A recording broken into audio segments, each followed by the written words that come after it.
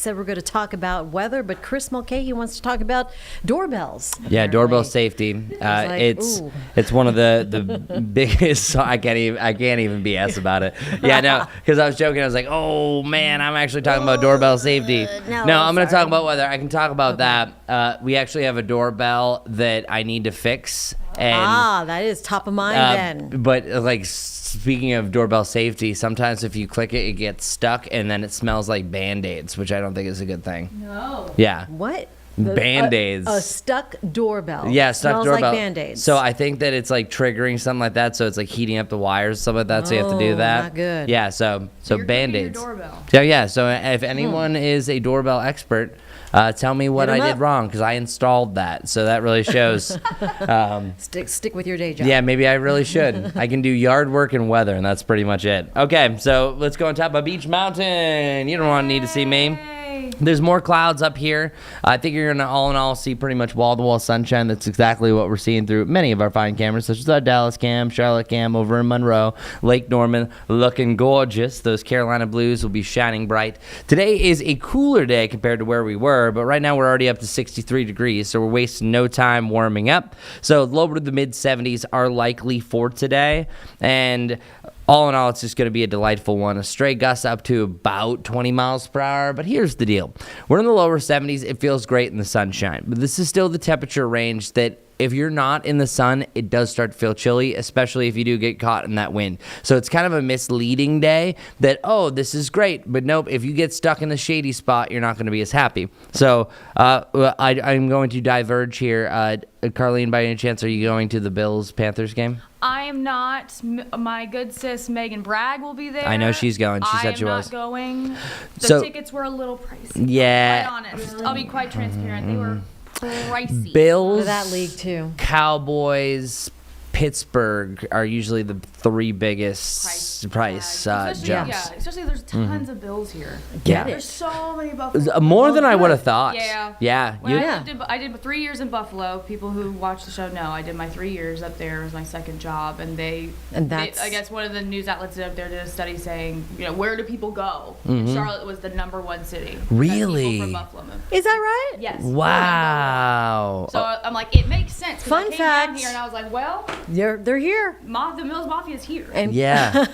I thought it was just a coincidence. I thought it was just because I was cognizant of, since our team's in the same division as a Patriots fan. So I was just like, oh yeah, and I'm looking out for that stuff. No, now, it's real. And Steeler fans are everywhere. Absolutely. I feel. Same with Cowboy fans. Yeah. Finns fans, although Miami's everywhere. Sturtevant told me there was a good crowd here for that game. Oh, the Miami ones? The Miami game. Yeah. He was surprised. Yeah. we won't. I won't say anything bad about the Dolphins. You already know your the Miami situation. Hurricanes are doing much better. So yeah, go I'll Hurricanes. Stick with them. Yeah, quite the rookie. But the reason why I brought this up is so often at Bank of America Stadium that if you're in direct sunshine, it is scorching. But then sometimes you could literally be a row away or a section away from the sun, and you're begging for that sunshine. Yeah. So we're actually looking at some sun, but overall it could be more of a cloudy mid-60s. That's going to be a shock and awe. You might say, okay, that's not too bad. That's going to be chilly. So I just want people to start dressing accordingly, because we're starting to get back to those temperatures that you kind of forget about it. There's a lot of variables like the wind and the sunshine that's a big deal about how we're going to feel. Now, the next few days, I don't think you really have too much to worry about. We still are going to have some chillier lows, but yesterday we were at 79 degrees. If you were chilly at any point in the shade yesterday, brace yourselves, because we're 73, and then pretty much each and every day we're going to be dropping down. Now, I'll show you my 7-day forecast at the end, but we have so many sports going on. It's crazy. First off, basketball's back, so we have the Hornets. Hopefully they can start 1-0. If you're heading to Uptown, 70 degrees 2 hours before the game, 3 hours when likely it's going to be over. Temperatures will be in the mid to the upper 50s, not too bad. So wear your favorite Hornet sweatshirt or Nets. I'm not going to say that there aren't going to be Nets fans, but I don't think there's a lot.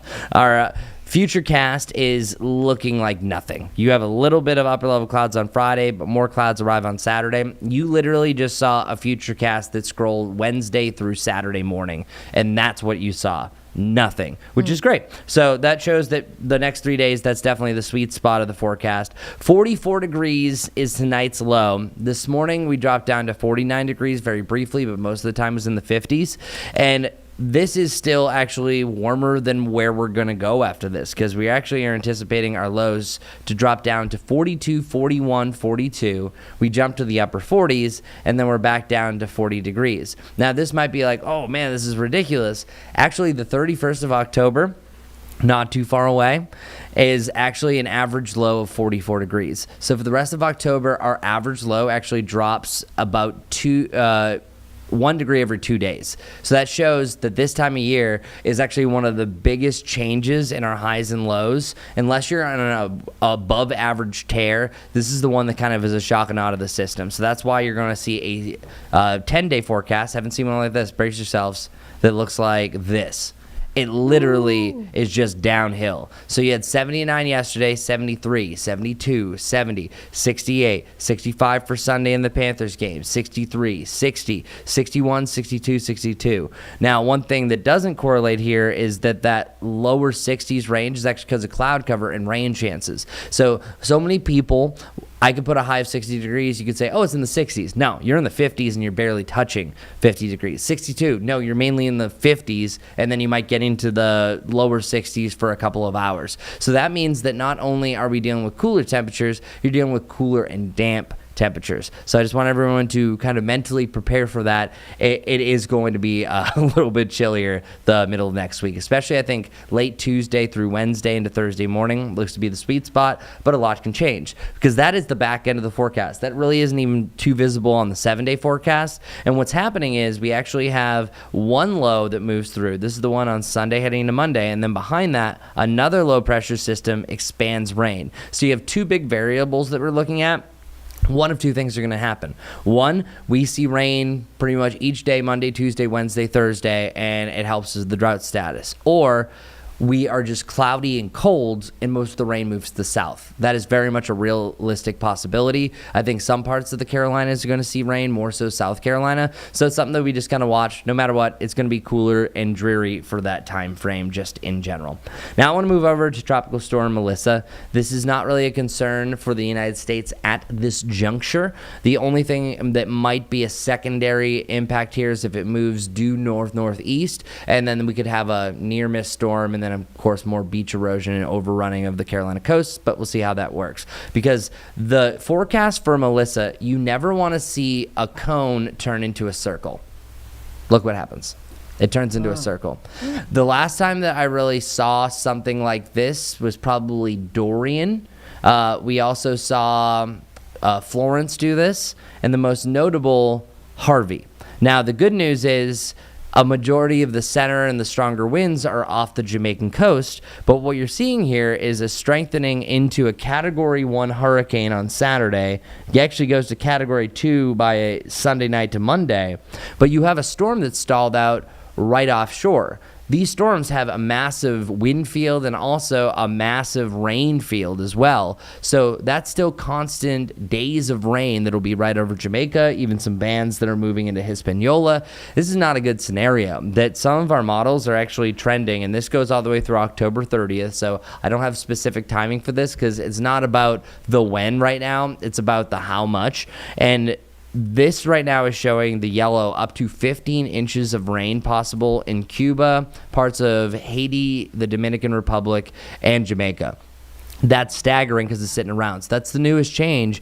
The last thing that you ever want to do is a storm to hover nearby. These things are massive storms that when they do this, they can dump a tremendous amount of rain. And I was also looking at some other totals that were 20 to 25 inches of rain over the open waters. So this is going to be a tremendous rainmaker. So many times that we're just, oh, it's tropical storm. Oh, it's later on. Oh, it's not affecting us. There are some of the worst storms in the Atlantic hurricane history that here in the United States we don't know much about because they affect islands like this. So may you be having a trip here. It may be canceled depending the way things are going. But yeah, no, thoughts and prayers for the massive flooding that potentially could form here in Jamaica. So yeah, not a good scenario setting up there. But back home, we're okay. But you can see the difference just from our icons, which by the way, this is the most aggressive 7-day forecast I've ever showed you as far as icons go. We now feature whenever there's a checkers game, but we also have, we already mentioned Panthers, the home opener for the Hornets, but also Charlotte FC has their first playoff game. That's right. 5 out of 7. Icons. We have an icon. Yeah, there's 2 days that don't have icons. Iconic. Yeah, very iconic. There it is. How did I miss that? Man, all morning I could have called this an iconic forecast. Well, I guess I still have a chance when we be dropping off the Hornets. But yeah, there's a lot going on. But we are dry. We're rain-free now through Sunday. Just things really start to change and chill off heading next week. And parents, day 10 of the forecast is Halloween. Things will still change. But for JT, we already have kind of like long sleeves. We're probably going to try to get him a sweatshirt that he can wear under his dragon costume that matches the color. Try to think ahead. Worst thing you do is it gets warmer, but right now things are trending way down. Last year was kind of a hot Halloween. It was kind of humid. This one is not. This one is lower 60s compared to what we usually are, upper 60s, close to 70. And think about it. During trick-or-treating, the sun's setting, you're actually going to be dealing with more of the 50s for trick-or-treating. So plan accordingly just in case. That big T-Rex costume was a big thing last year with the big, The inflatables. The inflatables. So that might be good for this That year. probably not too bad. Do a redo. Your own body heat kind of stays in there. Now, Yeah. I want to know the visibility in one of those is. Anyone ever jumped in one of those? No, It seems like it's very limited. Yeah, I would run into things. I do kind of want one though, Yeah. just to have. Just to have, because that won't go with your fast food Yeah. packaging No, theme. but here's the thing. I love Halloween. We all love Halloween, but you can be multiple days. You can be multiple things. Oh, that's That's true. true. That's true. It's like a wedding. This is the season. Well, honestly, don't even put it in a box. If you're a T-Rex costume, any day could be a dinosaur day. That's what I'm saying. Word. Yeah. I saw one on sale. It was Ham from Toy Story, who's my favorite character. Oh, man. And it took everything in me not to buy it. And Yeah, but see, you're look still at you, thinking now about you it. have And now I'm kicking myself. 'cause I didn't. non-buyer's remorse. I know. I wish I would have bought it. It was on sale. See, that's the thing. Get a Everyone ham. has the dino. The ham one, you need to do it Right. next time you see And it. get the whole clan You get the out. whole Toy Story. Gosh darn it. Man, that's fun. Isn't that fun? Yeah, no, and I'm not trying to put you in a box, but you are the perfect person to have one of those. Yes, Thank you. so Yeah. so next time, just remember those words when it's on sale. Go ham. Yeah. Go Day ham. after Buy Halloween, ham. I will be buying one. Yeah.